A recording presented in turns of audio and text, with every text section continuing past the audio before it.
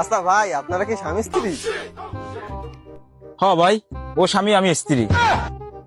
তা আবার কি রাম হলো? না মানে আমি স্বামী ও স্ত্রী। তা তো দেখাই যাচ্ছে।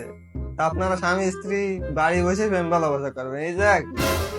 কারণ ভাই ও স্ত্রী অন্য লোকের, আমি স্বামী অন্য লোকের। আমাকে বাড়িতে জানলে পারিবারিক সমস্যা আছে এই কারণে।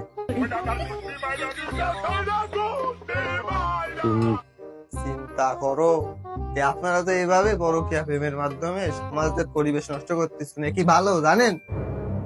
আমার জানা মতে আমি বইতে পড়েছি, আমাকে চারপাশে গাছপালা, নদী নালা, খাল বিল, পাহাড় পর্বত যা কিছু আছে সব নিয়ে আমাকে পরিবেশ, কিন্তু এই পরকীয়ার মধ্যে যে পরিবেশ দূষণ হয় এটা তো জানতাম না।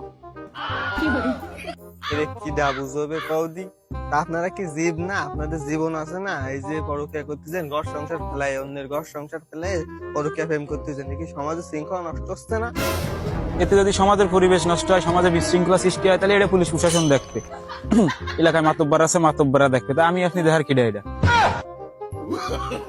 এলাকার মাতব্বর, তারপরে পুলিশ প্রশাসন কথা তো বাদে দিলাম, আপনারা যেভাবে অবৈধ প্রেম করতেছেন এ দেখে মানুষ কি শিখবে? এলাকার মানুষ বা সব মানুষ কি শিখবে?